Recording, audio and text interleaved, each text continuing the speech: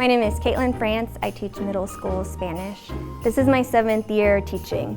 Whenever I was first in undergrad, I had to take 3 semesters of Spanish, but I had a really bad attitude about it. I didn't want to take them. And as time went on in the semester, I started having a lot of fun. My professor that I had was really engaging. Really, when I think back on it, I think that switch that I had from like really hating it and not wanting to be in Spanish at all, but having a really great professor that was really engaging and motivating. When my students come in and they don't want to be in Spanish, their parents made them sign up. I really like being on the other side of that and like the challenge of how do I then get them like engaged and motivated and excited to be here.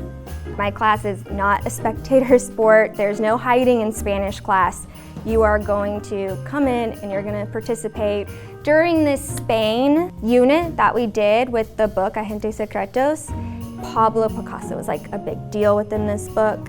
And so they had made self-portraits of themselves with like the Picasso style. Then they recorded themselves on flip with their artwork and then describing it in Spanish.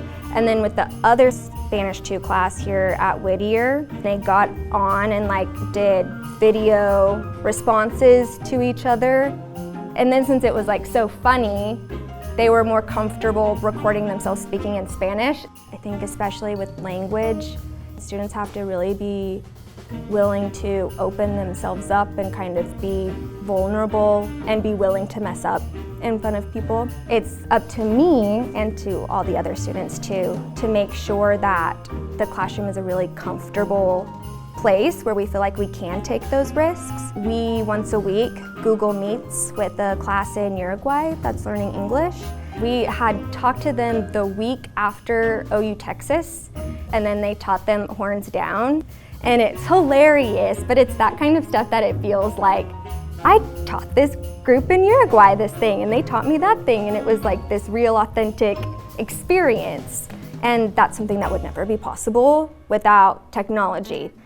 It's kind of especially exciting because I don't think that world language teachers get the recognition that they deserve a lot of the time. There are a lot of really awesome teachers doing great things here in Oklahoma, and our students work really hard and show up for it every day. And I don't think always that they kind of get the recognition that they deserve too for building their like cultural skills and language proficiency skills. So it's exciting for that to be recognized as well and to kind of brag on the students too.